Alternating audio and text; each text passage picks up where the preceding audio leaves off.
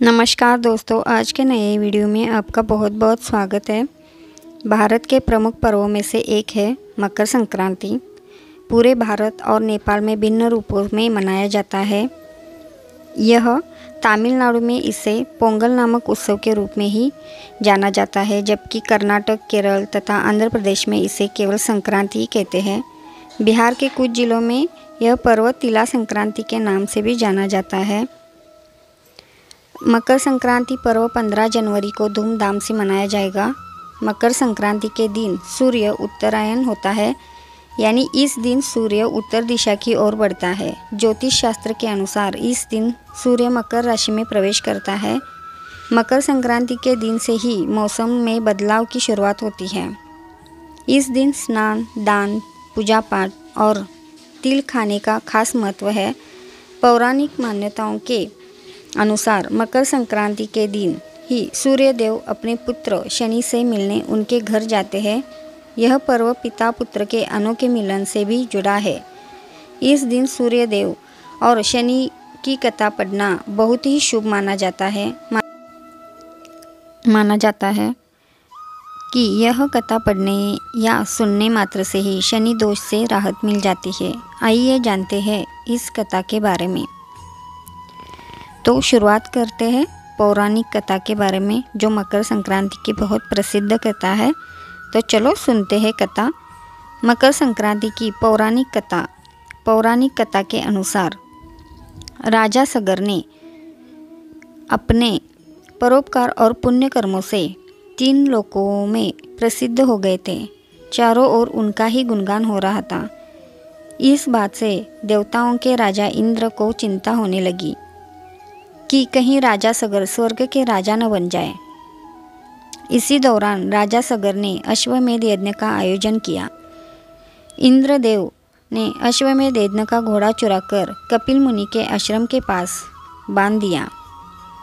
अश्वमेध यज्ञ का घोड़ा चोरी होने की सूचना पर राजा सगर ने अपने सभी 60,000 पुत्रों को उसकी खोज में लगा दिया।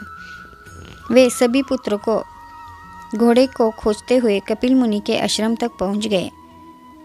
वहां पर उन्होंने अश्वमेध यज्ञ का घोड़ा देखा। इस पर उन लोगों ने कपिल मुनि पर घोड़ा चोरी करने का आरोप लगाया।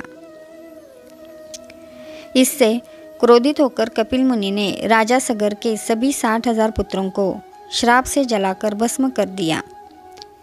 यह जानकर राजा सगर भागते हुए कपिल मुनि के आश्रम पहुंचे और उनको पुत्रों को क्षमादान देने का निवेदन किया।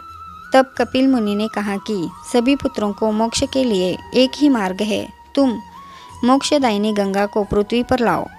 राजा सगर के पोते राजकुमार अंशुमन ने कपिल मुनि के सुझाव पर प्रण लिया कि जब तक माँ गंगा को पृथ्वी पर नहीं लाते, तब तक उनके वंश का कोई भी राजा चैन से नहीं बैठेगा। वे तपस्या करने लगे। राजा अंशुमन की मृत्यु के बाद राजा भगीरथ ने कठिन तप से माँ गंगा को प्रसन्न किया। माँ गंगा का वेग इतना था कि वे पृथ्वी पर उतरती तो सर्वनाश हो जाता। तब राजा भगीरथ ने भगवान शिव को अपने तप से प्रसन्न किया ताकि वे अपनी जटाओं से होकर माँ गंगा को पृथ्वी पर उतरने दें, जिससे माँ गंगा का वेग कम हो सके। भगवान शिव का आशीर्वाद पाकर राजा भगीरथ धन्य हुए। माँ गंगा को अपनी जटाओं में रखकर भगवान शिव गंगाधर बने। माँ गंगा पृथ्वी पर उतरी और आगे राजा भगीरथ और पीछे पीछे माँ गंगा पृथ्वी पर बहने लगी। राजा भगीरथ माँ गंगा को लेकर कपिल मुनि के आश्रम तक लेकर आए, जहाँ पर माँ गंगा ने राजा सगर के 60,000 पुत्रों को मोक्ष प्रदान किया। जिस दिन माँ गंगा ने राजा सगर के 60,000 पुत्रों को मोक्ष दिया, उस दिन मकर संक्रांति थी।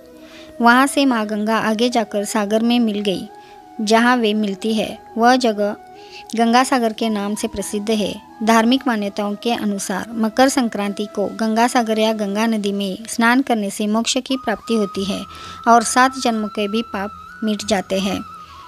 तो आपको ये वीडियो कैसा लगा वो कमेंट में ज़रूर बताइएगा और चैनल को सब्सक्राइब ज़रूर कीजिएगा। धन्यवाद।